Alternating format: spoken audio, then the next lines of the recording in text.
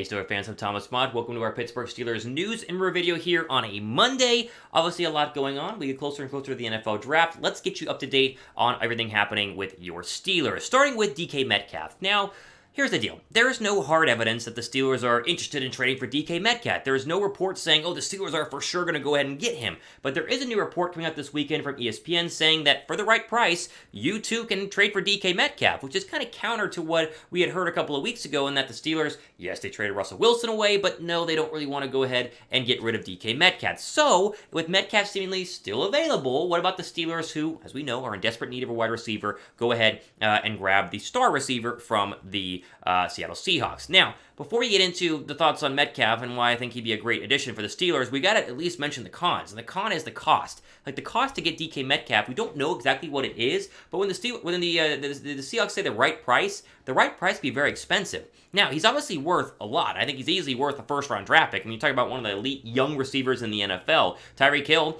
as we see, reset the market for trading for a wide receiver, but Metcalf, a little bit younger, different type of player, maybe not as elite, but still up there in the elite category. The problem that I have right now is if you're a Steelers fan and want to trade for this guy, I'm fine with that, but don't overspend. Don't overpay. Look what the Dolphins gave up for Tyreek Hill. I mean, they gave up a 2022 first-round draft pick, a 2022 second-round draft pick, a 2022 fourth-round draft pick, a fourth-round draft pick next year, and a sixth-round draft pick the year after. I mean, that's 5 picks for a wide receiver. Now, again, I think they need a wide receiver, and I'm all for them getting a wide receiver, but why not just go ahead and go to the draft? Like, the draft is loaded with wide receivers. And so, on one hand, you sit here and you go, well, what about Metcalf for number 20 overall? Now, we can talk about that because that, to me, seems like a fair price for DK Metcalf, but if it's 20 overall, plus a second-round draft pick this year, plus a third-round draft pick next year, you're getting just way in over your head.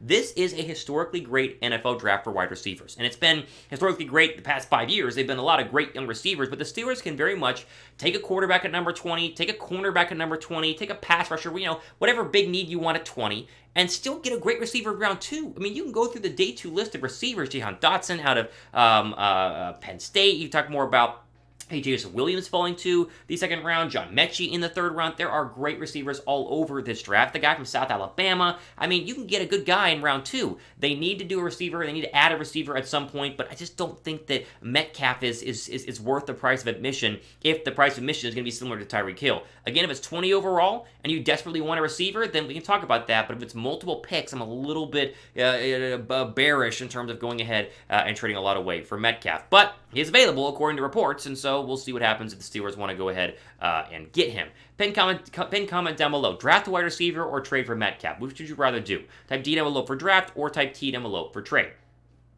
While you're down there, hit that red subscribe button, as we are trying to get as many people to join the channel, join the Steeler movement here on our Steelers news and rumor videos today. So if you like what we do, over 11,000 of you guys do, type me down below in the comment section. ME if you guys are already subbed. If you're not, then might as well join the club because we're growing quickly. Help us get to 15,000 here very, very soon.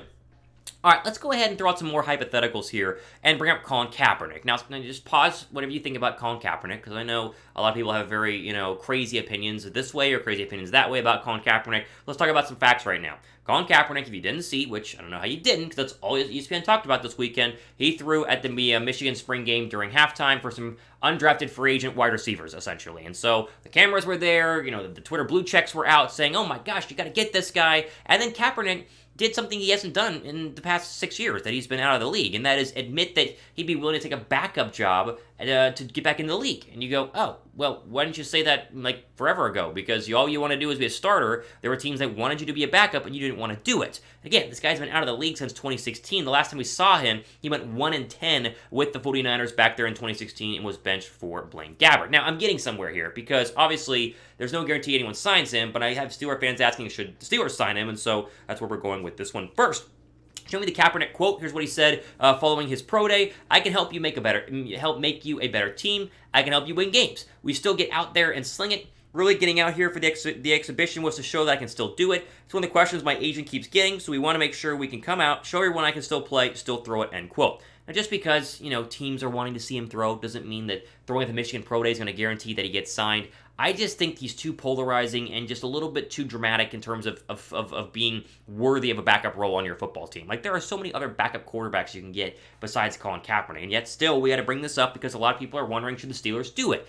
Another reason why I don't think the Steelers should do it, besides the fact that he's an extremely polarizing figure, and you think back to that Netflix documentary he did just a couple of months ago where he was, saying that the NFL is this horrible organization, and now he wants back in, which is also a little bit strange there, kind of some conflicting arguments. But the Steelers don't really have room for another quarterback. Like, look at this depth chart. It's packed. I mean, it's loaded. You want to insert Colin Kaepernick there as well, when they very clearly brought back, Dwayne Haskins to be the second best quarterback, the third best quarterback. They signed Mason Rudolph. He's there for another year. I know people are going to ask about Kaepernick to any team that needs a backup quarterback or any team that doesn't have an official starter, but I think Pittsburgh officially should be out on him, despite the fact that there are some out there that would like to see Cap back in the NFL.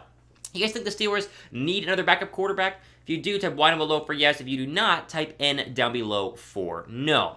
While we are down there, and while you're down in the comment section, look at our description tab for the latest Steeler draft hats, which you see on your screen right now. The official cap of what the Steelers will wear when they walk across the stage, and the newest Steelers will wear when drafted 24 days from today on April 28th. Chatsports.com/Steelers draft hat is the link that you need. Pick it up down below, again, in our description box. Snapbacks, flat bills, the baseball caps, they're all different sizes and shapes for your head, your specific size as well. Pick it up right now. Again, chatsports.com/Steelers draft.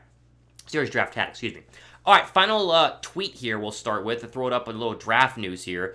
Meetings are happening between NFL teams and meeting with draft prospects and draft players, and the Steelers took a very interesting meeting with South Dakota State quarterback Chris I think it's Ollie Dukin, so you say his last name. Aaron Wilson has a tweet right now, quote, Arizona Cardinals worked out South Dakota State quarterback Chris Ollie Dukin privately today in Tampa, Florida, per a league source. Regarded as a fast-rising draft prospect, he has already met previously with the Pittsburgh Steelers and the Chicago Bears. Hashtag Cardinals, hashtag NFL Draft. So, what are you getting in this guy?